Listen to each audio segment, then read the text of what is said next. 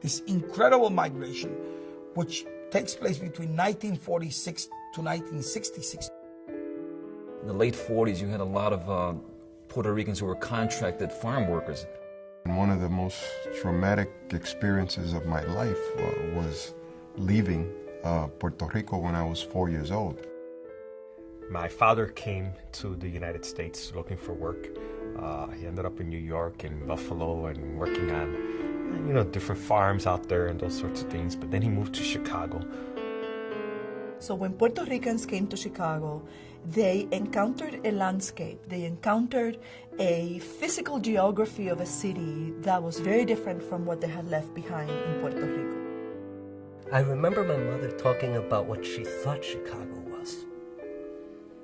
She described Chicago as, or the United States, as this place with all these pretty gingerbread-like houses. People didn't know Puerto Ricans. People didn't know that Puerto Rico was part of the United States. We were a foreign culture with American citizenship. And that was kind of a second-class citizenship because they still struggled. Landlords didn't want to rent to them. There was not one area that you could say this was the Puerto Rican barrio of 1955.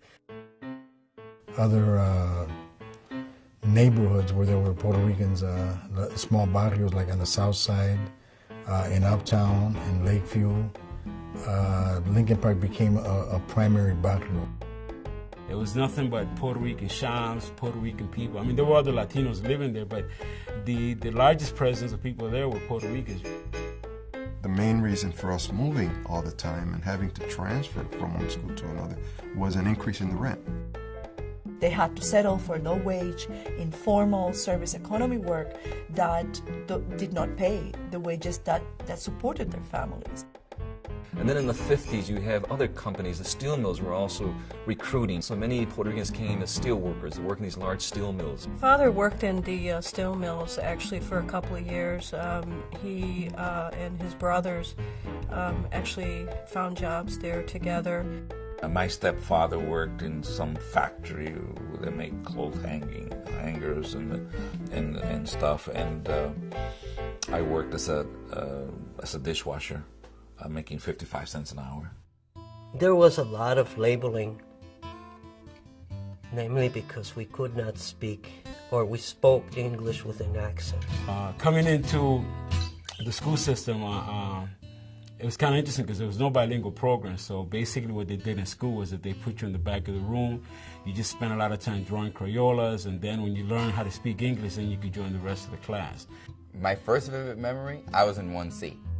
We were in el grupo de lo que no saben mucho, I guess. The group of kids who didn't know much. And teachers didn't know anything about us. I mean, they changed my name from Gamaliel to Bobby because they couldn't pronounce my name. The schools, I mean, the conditions were horrible. Because I remember usually finding most Puerto Ricans in the closets rather than in the classrooms because they were a problem. They weren't looked as students, they were problems to be dealt with. Sometimes in the church they were not that well accepted. Most of the times, well, we worked very diligently to make sure they were. But the point is that sometimes they were not. Many parishes refused to have Puerto Ricans as parishioners in their church. They didn't want them. They said, go to your own church, go to St. Francis of Assisi on Roosevelt Road, go to Our Lady of Guadalupe in South Chicago, but don't come to our church. This is our church. And so when we began to migrate into this area, there were these communities sometimes, many times did not welcome us into this Westtown Humboldt Park area. I remember mostly all the apartments that we were able to live in those days, they were the basements. Those buildings fell apart. Puerto Ricans were living under the most miserable conditions imaginable. I started my own little business, distributing food to the Puerto Rican community.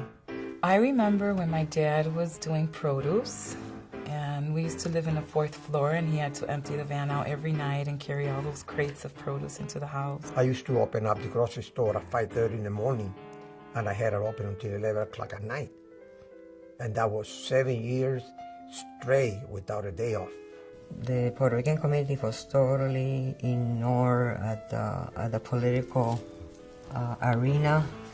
The mayor and politicians took their vote for granted, and Puerto Ricans saw themselves on the outside looking in. They had no political representation.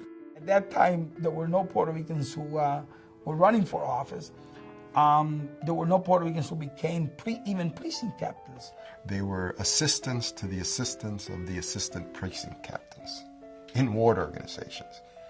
That early period of the 60s up until like the mid-60s, we probably had about 3 Puerto Rican police officers in the entire force. You know, I grew up in an environment where my dad didn't trust the police, and so we didn't trust the police growing up either.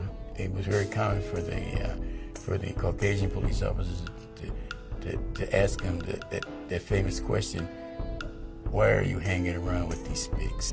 It was like, we seen the police and it was like, it was going to be the worst. I mean, bad news. Seeing the police, it was bad news. Positive relationship at that time was not there. It was one based on fear more than anything else.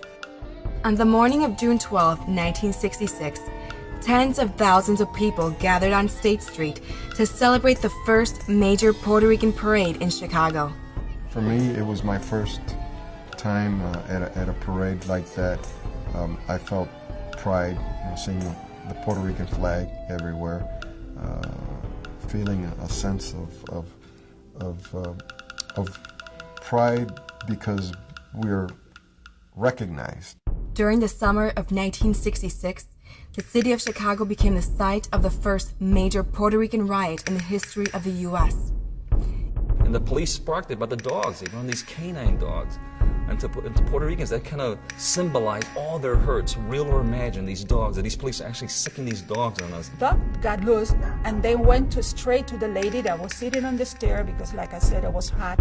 The lady was expecting a baby, and the dog bite the lady. People being frustrated, they said, no, we're not leaving, we're not going. We're not going to let this happen anymore.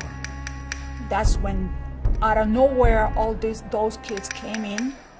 They start fighting with the police start hitting them. Running from Division in California, I mean, just running toward Western Avenue. I mean, hundreds of people just running. But there were streams of blues. They would come into these wagons and they would open the door and you would see all of these streams of blue, people with their nightsticks. And as people rioted, and we could say, well, there was violence, there were these horrible things, and it's true.